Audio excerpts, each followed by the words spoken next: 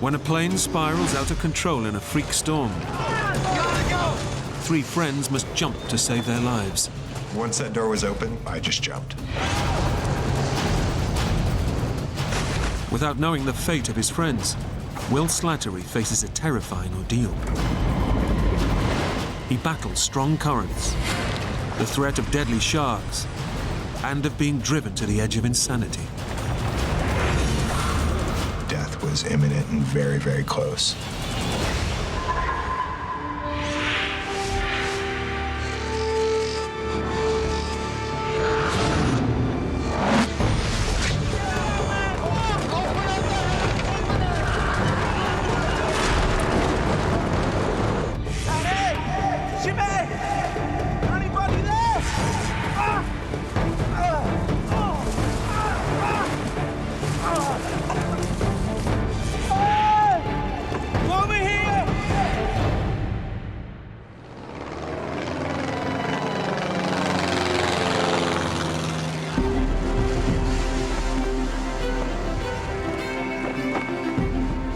I first skydived in college. Contrary to what a lot of people perceive skydiving as, is a bunch of crazy testosteronic nutbags. You know, it's a very family-oriented sport. It's a beautiful bunch of folks who love the same thing, and floating through the sky, there's nothing quite like it.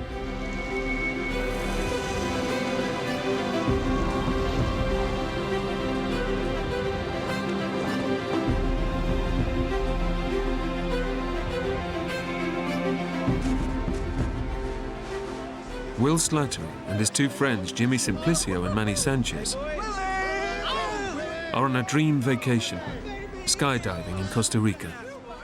Costa Rica is a great place to jump. The sky down there was absolutely gorgeous. It was blue, clear, beautiful. We were all jumping in shorts. It was just amazing, you know, really comfortable skydiving. Just a really good vibe down there.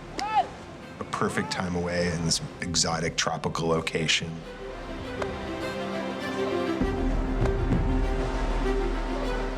Jimmy was a really great coach, a really great teacher, a mentor to me. Manny was more of a friend. Manny actually used to wear this big jester's hat. It was quite funny. Get drunk and do it again, you know? I'm not going to take my hat off. No. Will and his buddies have traveled to Costa Rica from California, where they're all members of the same skydiving club. Elsinore Skydiving School? You knock yourself out. Giles Fabris manages the club and checks in with the guys, even if they're thousands of miles away. Elsinore Skydive Club, Giles Fabris. About Skydive Elsinore was the family of skydivers that live and jump there. The best group of people anybody could possibly ever meet. Fantastic family atmosphere between the skydivers, it really is. Well, like me with all this paperwork. They were going down to Costa Rica to kick back, relax, do some jumps, enjoy the scenery, and generally just have a great vacation with a ton of skydiving in it. Yeah, all right, you enjoy it. Cheers. Hey, it doesn't get much better. Good stuff. Hey, listen, we're gonna chug. Slide back. Hey, McMillan, guys, he's gonna talk. It's a clear blue skies. And wind in Clear your hair. blue skies. Yeah, wind in your hair except for mine. The next day, Will prepares for his final day's jumping. And as always, safety is the #1 concern. You check your gear over and over again. I'm probably more anal, so to speak, about that than a lot of other people, but I tend to check my gear several times to make sure that everything's in order. I'm an adventurous person, but I'm in no way a cowboy. I'm not going to do something that's going to kill me. People will tell you I'm quite conservative. If you pay attention to what your gear is doing and where things are supposed to be and keep them where they're supposed to be, it can be a very, very safe sport. Hey, Will, you almost ready, buddy? Yeah, man. All right.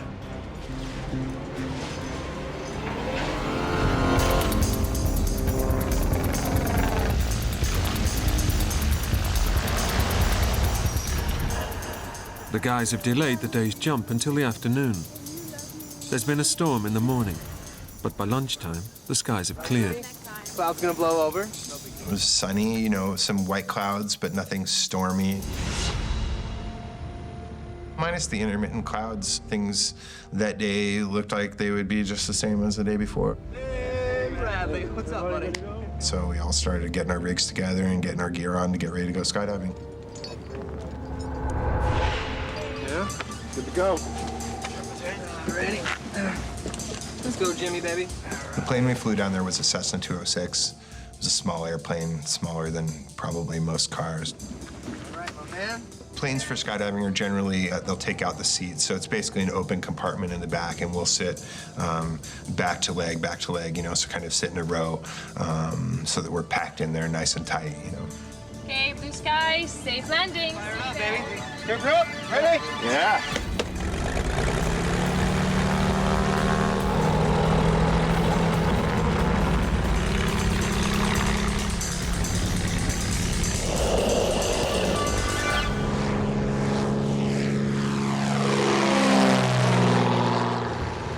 Nervous, man? You look nervous.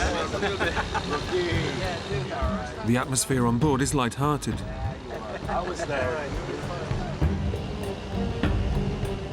But as the plane climbs, the weather begins to close in. Within 5 to 10 minutes after we took off, we actually entered the clouds. And from that point on, for probably 20 minutes, we were in complete whiteout, meaning all around the airplane was white. We couldn't see the land, we couldn't see the ocean, we couldn't see anything. Pretty thick, huh? Breaking. A little bit unnerving, you know. Will and the guys hold tight, obeying the golden rule of skydiving. Skydivers aren't supposed to fall through clouds. It's just a matter of safety because people can get disoriented. Sorry, guys. I thought we might find a break.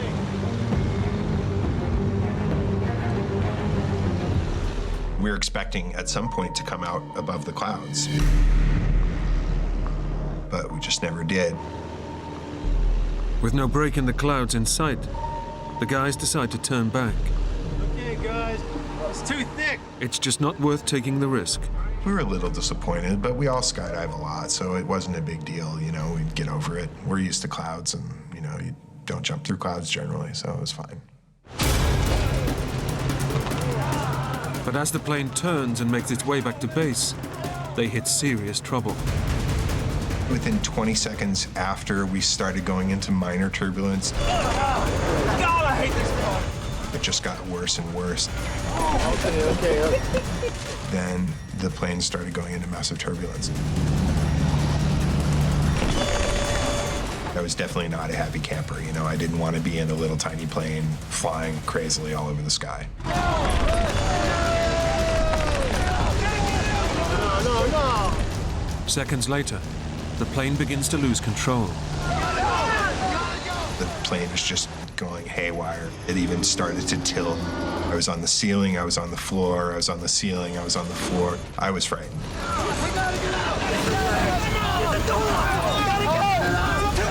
At that point, there wasn't much we could do except ride it out or jump out. Get the lag. With the plane now hurtling towards Earth,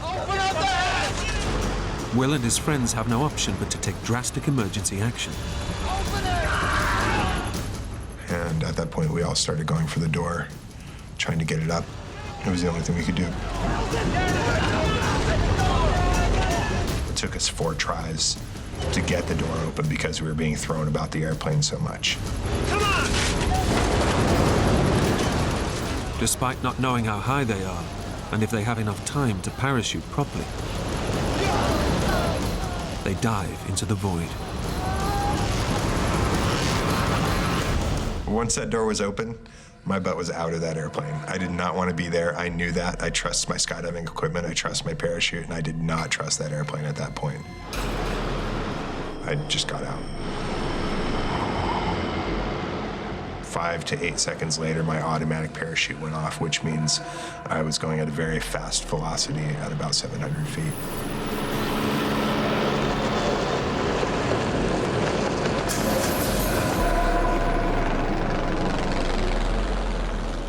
We were very low in very low cloud cover, and it was a shock to me. At that point, I looked around for my friends. I saw Jimmy under his canopy as well, going the other way quite a distance off, and Manny was under his canopy next to me, flying parallel to me. Will is desperate to know that his old friend Manny is okay. I kept calling out to him to try and get his attention so that we were coordinated on landing.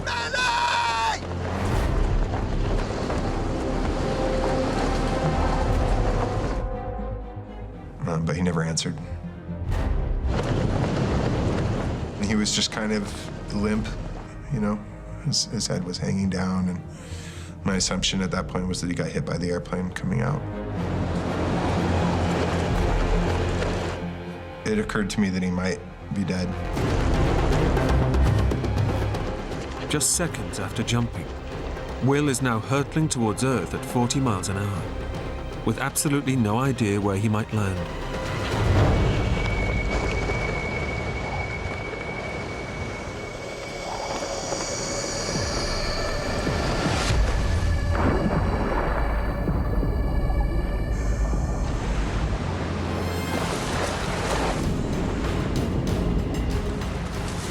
The plane crashed in the water behind me, and I looked back and saw the tail of the plane sticking out of the water.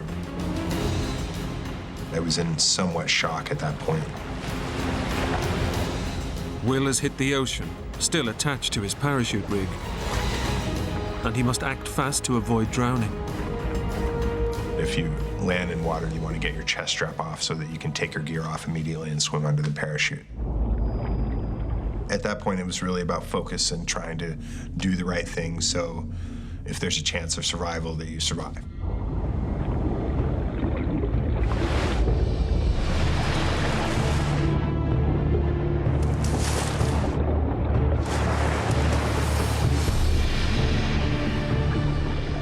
It took me 2 or 3 minutes, and that was a pretty scary feeling because you can actually get tangled up in the lines and drown. On surfacing, Will's first thoughts of his friends. They've also dived out of the plane. One of them, Manny, seemed in serious trouble. I removed my shirt and my shoes because I wanted to be able to freely swim over and find Manny.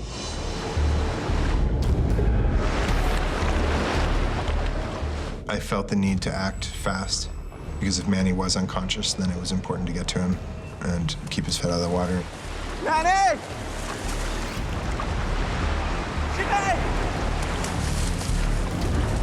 Manny! He wasn't answering me. I didn't see his parachute. I didn't see anything. Manny! Is there anybody there? Don't worry. So I swam around toward where I thought he would have landed.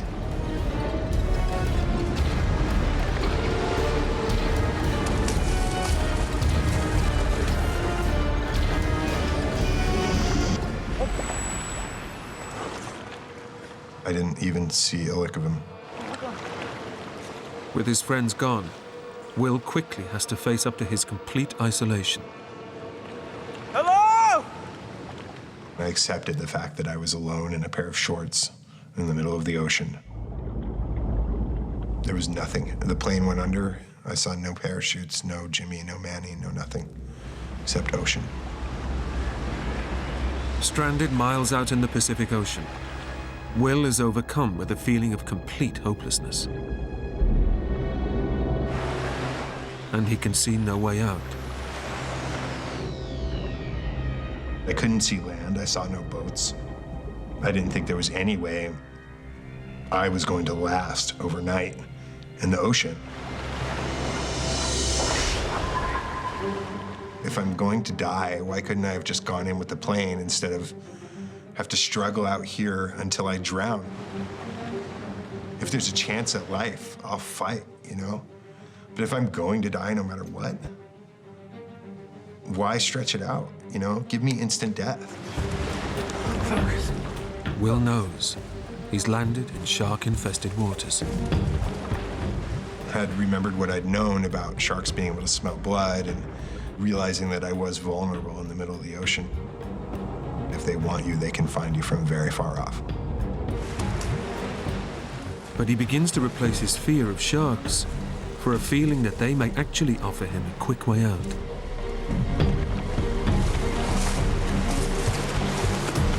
You hungry? I didn't want it to be some long, drawn-out process. Like, who wants a long, drawn-out death? Come on! Which is why I decided that being eaten would be a much better option. Come on! You hungry? Ah!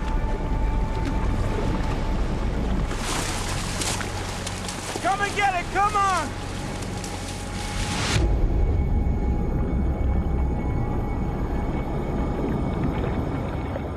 But the sharks don't come, and Will begins to take stock of his predicament.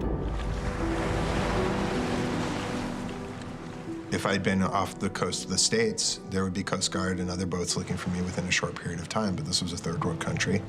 So I thought, you know, don't be a spoiled American and think there's going to be a boat coming to get you. You have to survive this or not. Let's just enjoy the view. Alone in the ocean, with night fast approaching, Will decides to fight back. I started to have to make decisions about what exactly I was going to do. I had to do something. I didn't want to expend all my energy treading water when I knew that if I just laid back, I could float. The most important thing out there was retaining calm and not panicking, because panic I knew would kill me. Staying calm, and that required a faculty that was born anew in myself that I think I've certainly never experienced before.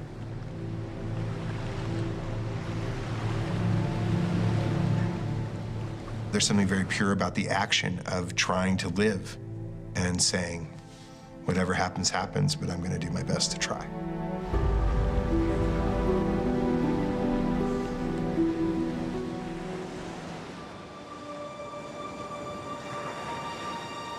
The ground coordinator, Tanya Handel, is waiting for the guys to land at the agreed location. My stomach started to turn when I arrived and there was no skydivers on our drop zone. Even if they'd landed somewhere else, Milt Burton, the owner of the skydiving school, knows to call her. Okay, guys, we're all good. Remember, Milt, call me when you land. Blue skies, safe landing. Milt, are you there? Over. I immediately thought they must have canceled the dive and returned back to the airstrip. Unable to raise Milt on her mobile phone, Tanya heads back to the airfield. 20 minutes later, there was no one to be seen at the airstrip.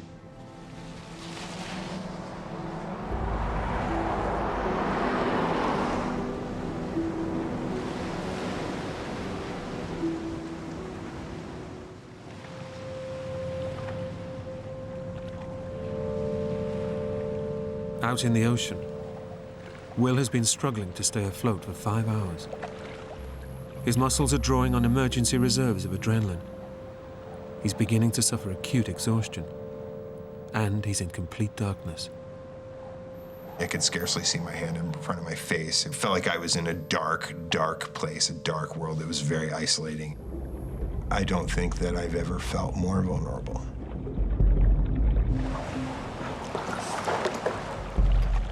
But as he drifts alone in the dark, Will suddenly gets his first ray of hope.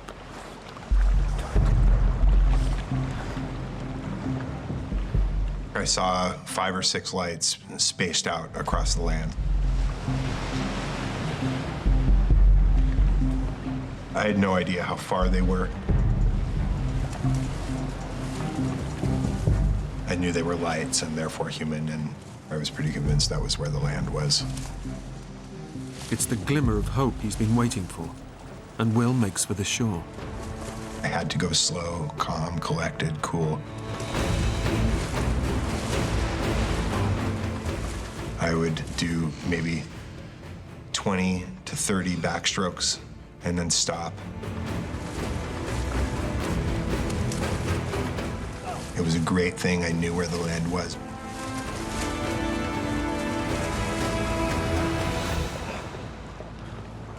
Just as safety seems within reach, the undercurrents begin to pull him further out, back to the ocean, and back into the night.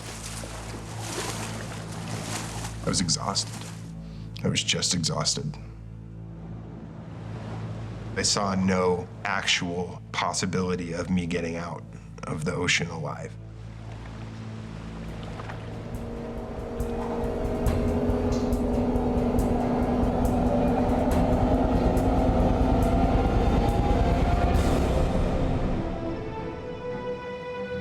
Back at the airfield, Tanya is waiting for the plane to return to base. It's been missing for 6 hours, and there's been no sighting of the aircraft. Tower, any sign of them yet? Over. She needs to check the plane hasn't diverted to another airstrip before alerting the emergency services. We were all just praying that they were sitting in some cantina with no cell service and alive. We were just praying that they were alive. We didn't care where, just that they were alive.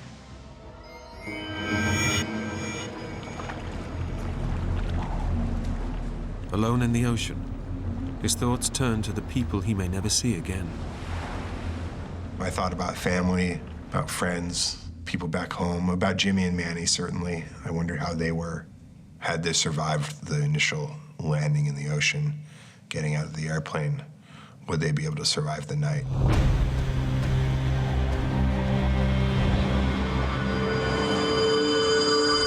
Anybody there?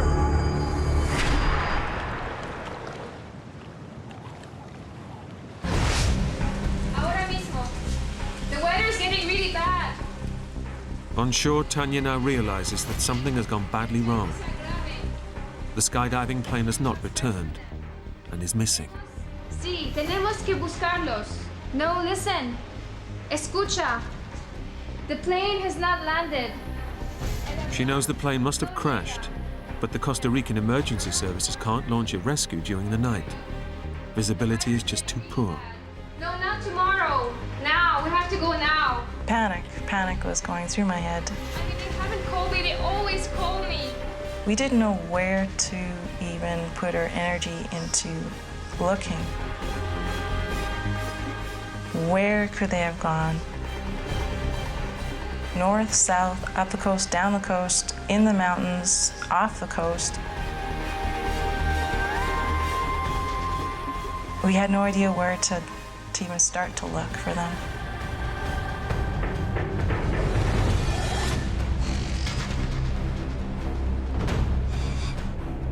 Out at sea, Will's been in the ocean for 9 hours.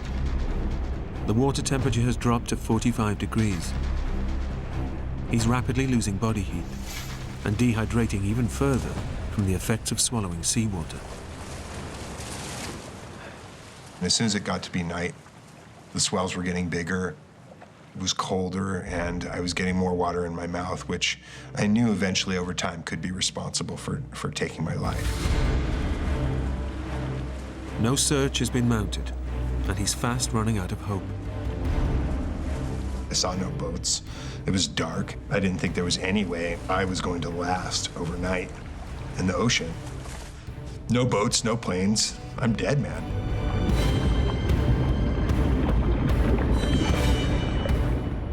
I don't think that I've ever felt more vulnerable. My life, my essence of actually the physical life anyway, was teetering on an edge.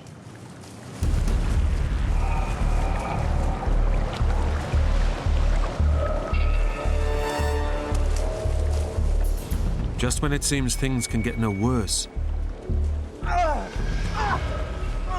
Will comes under attack from beneath the water.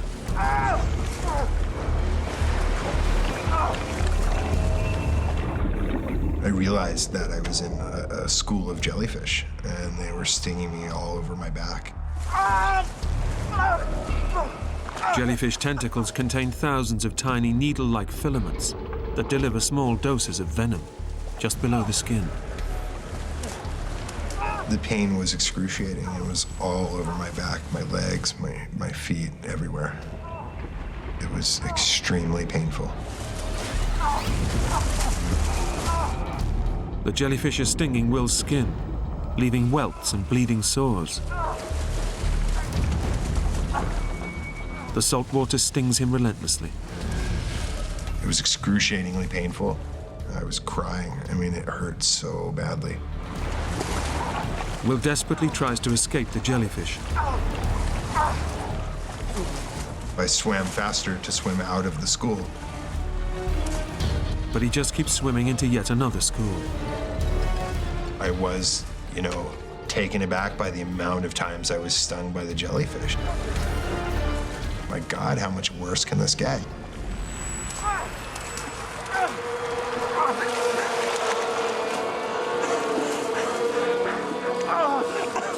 Come on! It was excruciating. The relentless stinging causes Will's mind to wander. What else is in the water, waiting to attack him? Sharks hunt at night, and do I splash around until a shark comes and eats me? It seemed a horror. It seemed...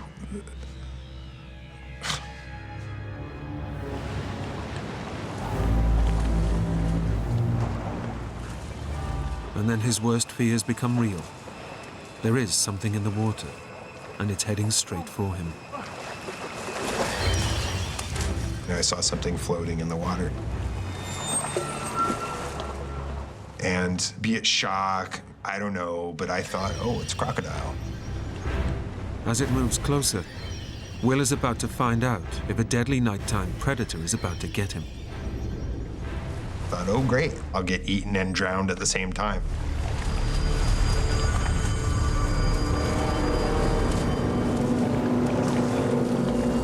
I had no idea how far out saltwater crocodiles would swim, and this was too elongated to be a turtle.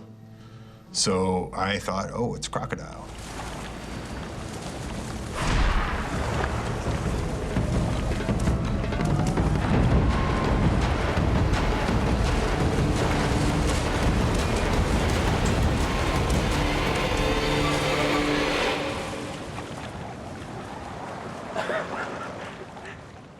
I laughed, because who would think a log, a tree, is in the middle of the ocean?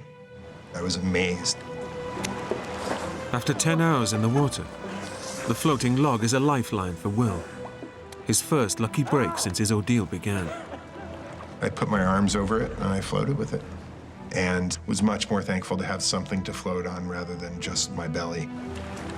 It gave me a lot of hope that I didn't have before, maybe some chance that this was going to end positively.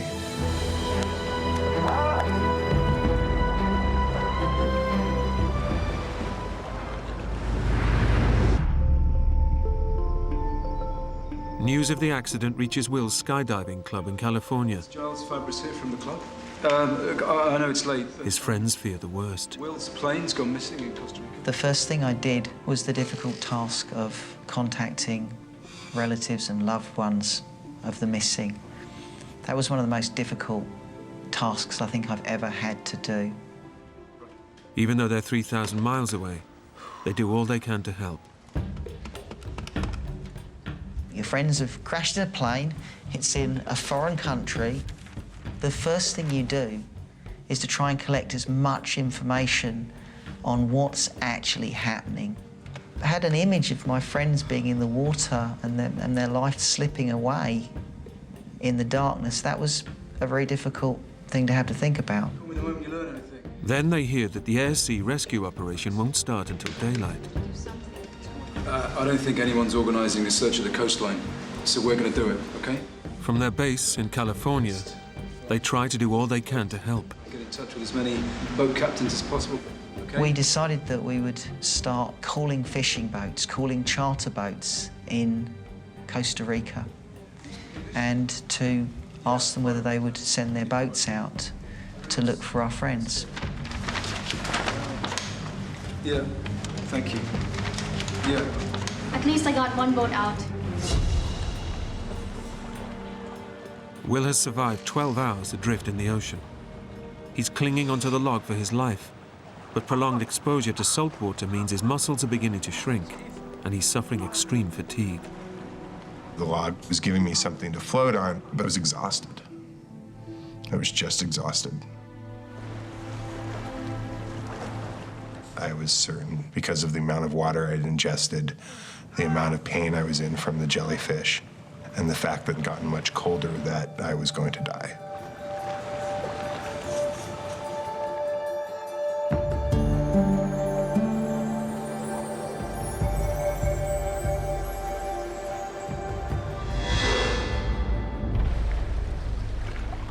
"15 hours after crash landing in the ocean, Will has made it through the night. I did fall asleep on the log. I only know because I woke up on the log. I have no idea when I actually fell asleep. I'm sure it was just through pure exhaustion. Morning brings with it a tantalizing sight. It was daylight and I could see the beach. Oh my God.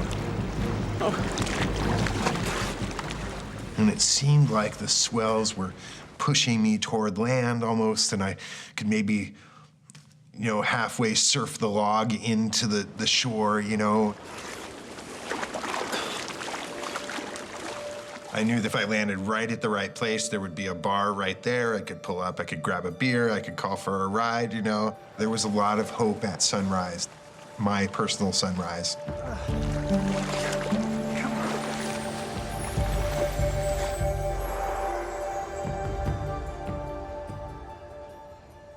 It was a long night. We were pulling data from the internet, we were calling the State Department, we were getting very varied sources back.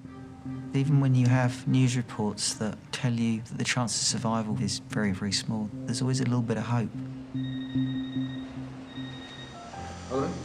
And it's very important that that hope doesn't die. It's a frustrating feeling, knowing that people you love are in a situation and you're many miles away trying to do the best you can. Yeah, that's what we thought. It's raining. When your energy's focused on the well-being of your friends, the hours and the minutes tend to disappear. Time becomes kind of distorted. Everything takes on a rather unworldly feel about it. Becomes a very surreal nightmare.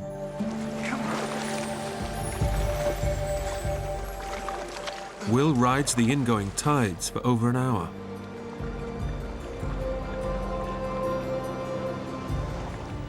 I wasn't making as much progress as I needed to. But the tide turns, and the undercurrents begin to work against Will, pushing him back out to sea. I didn't feel visually like I was closer to the beach.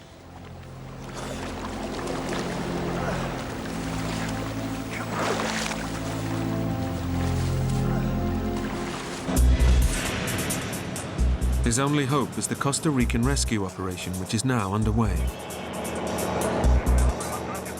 But the currents have taken him miles from where he crash landed.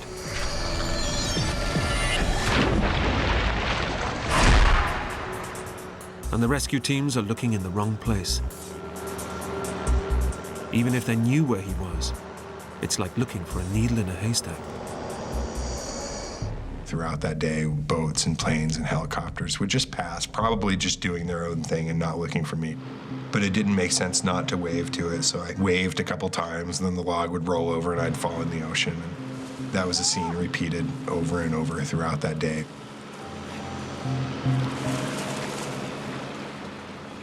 To have other human beings virtually so close, yet literally so far away, both gave me hope and was disheartening at the same time.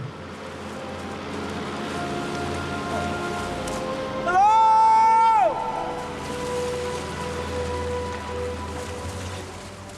I realized how insignificantly, physically, visually small I was in the ocean and how virtually impossible it was going to be for any of them to see me.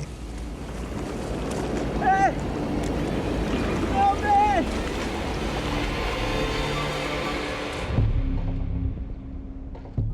In California, his skydiving friends know that if Will is alive, his chances of survival are now extremely thin.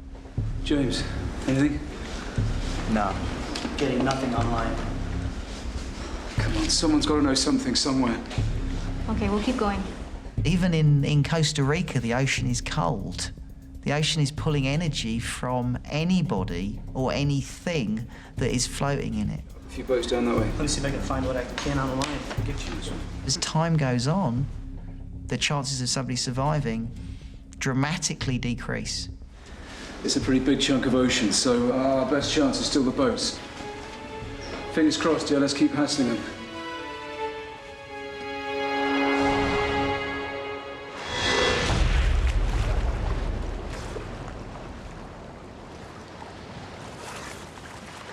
Since the log was the only thing floating, I wanted to keep it with me. So I would try various techniques of pushing it forward and then swimming along to it and then pushing it forward. But despite his efforts, Will knows he's still getting no closer to shore. Initially in the morning when I woke up, I thought by noon I would be on the beach. And later it didn't quite seem that anymore. Clinging to the log for 13 hours, Will realizes his last remaining lifeline is fast becoming a burden. Instead of pushing him towards land, it's riding the undercurrents and pulling him even further out to sea. I thought that pulling and pushing the log along was really not increasing my progress. It was giving me something to float on, but it wasn't really getting me toward the shore. The log that so far saved his life could also end up killing him. It was the only floating thing I had besides myself. I mean, I'd slept on it. That tree saved my life. He faces an agonizing dilemma. Should he let the log go and hope he has the energy to reach shore? Or should he hang on, praying for rescue?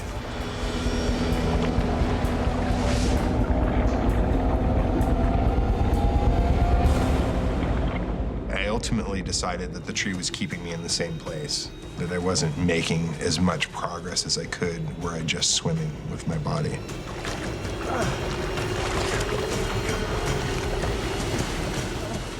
It was extremely difficult to let it go.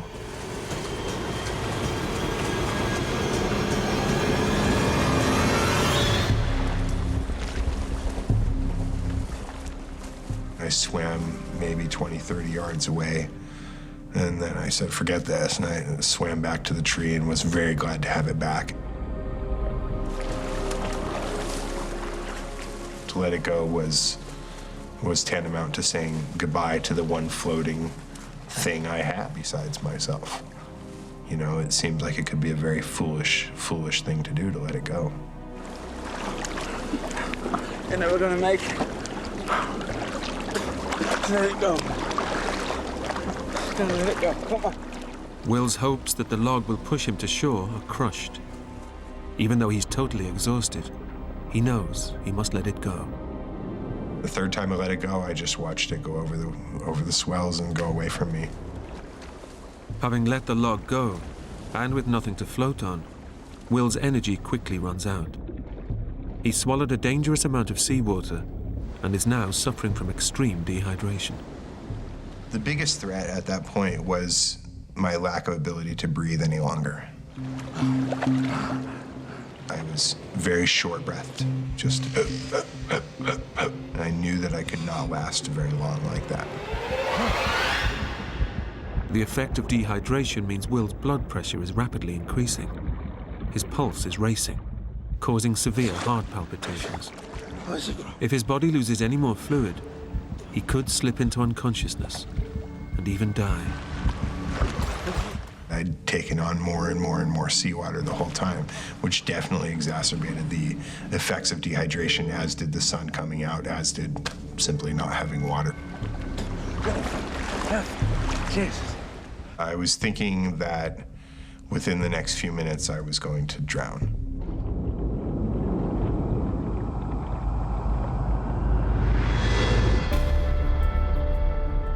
3,000 miles away, Will's friends are desperate to find him. I really wanted to know any piece of information that might give us an advantage in helping our friends. We found basic maps of Costa Rica and we looked at the weather data, and there'd been a large storm in the area. So it really told us that if the plane had crashed in turbulent weather, it had crashed in the ocean. Now, we reckon with the way the current's going, they may even be further down the coast. We've got boats coming out here, and here. So far, none of the boat owners they'd contacted has spotted Will. And after nearly 24 hours in the sea, he's running out of time. When the sun came out, dehydration really set in, and I started hallucinating pretty heavily. I noticed a severe deterioration in my mental state to comprehend reality versus fantasy.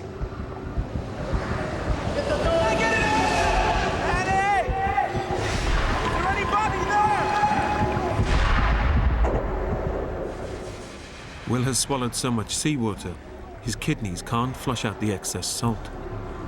His body is gradually shutting down, bringing on hallucinations. I would think I saw a shark fin over here, and I would look over there and, and think I saw something else over there, and I knew that there were turtles there that can just slice you open and eat you, So those things were seeping in. Will's ordeal has driven him to the edge of insanity, and his body is ready to give up the fight. I just felt at that point that I had very little physical and mental energy to keep my head above the water. I had been in excruciating pain from the jellyfish. The swells had picked up. There was more and more water getting inside me. And I just felt at that point like the end was imminent, like it would be a very few minutes off.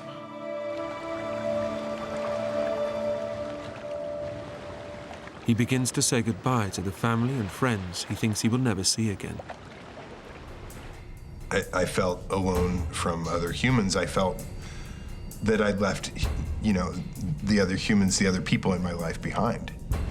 That part of my existence was over, and that I was going to die, and that I hoped that I'd done well in life, that I'd shown compassion and kindness to people, and that they felt that love,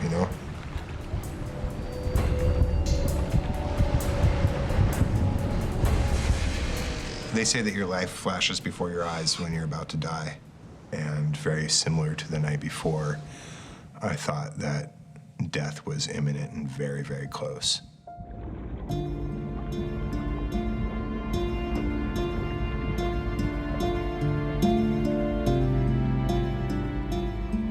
I felt that I'd left the other people in my life behind, that part of my existence was over, and that within a very few minutes I would be dead.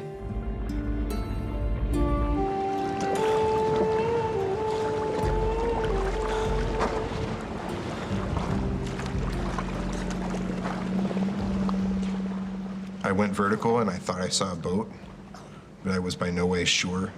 My mind was not together any longer. I was hallucinating heavily at that point.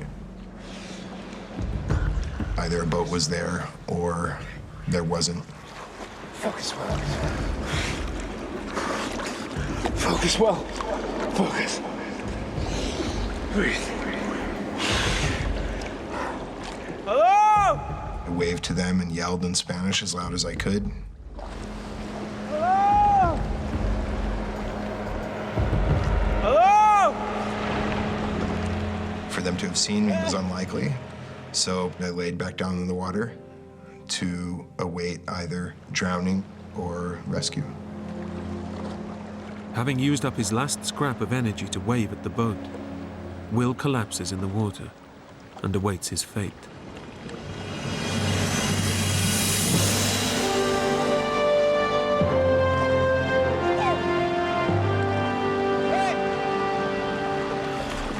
I looked up and saw them, and I couldn't believe it at first. Will has drifted miles from the search area, and by complete chance, he's finally spotted by passing fishermen. He's so close to giving up. His rescues come in the nick of time.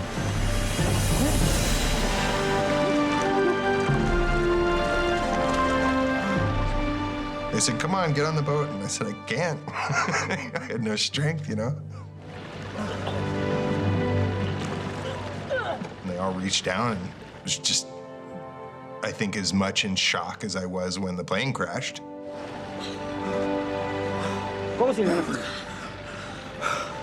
Oh my God.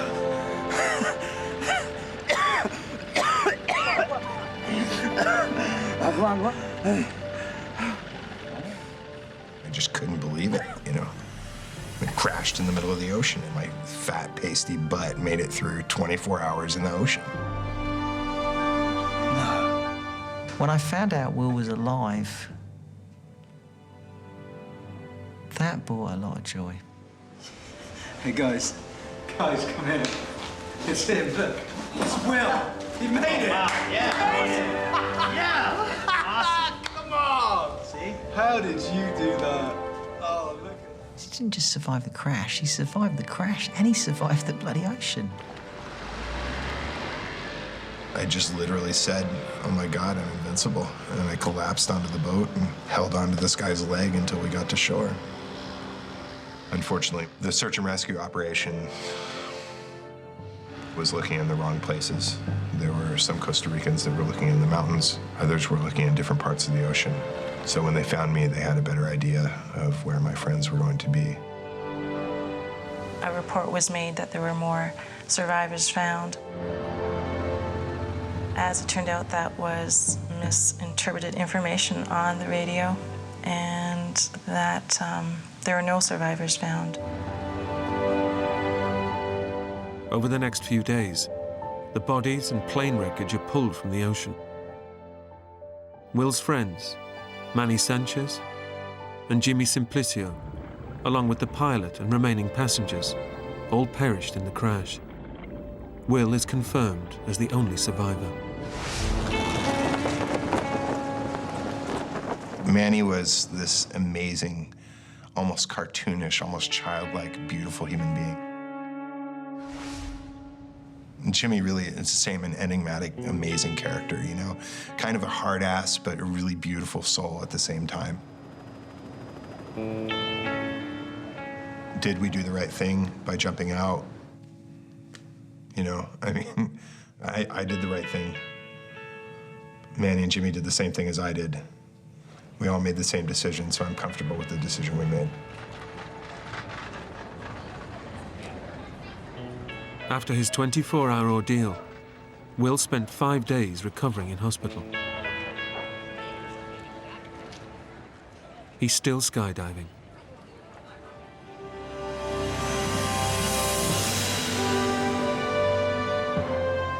I love skydiving. I've done probably 2,000 jumps since the accident.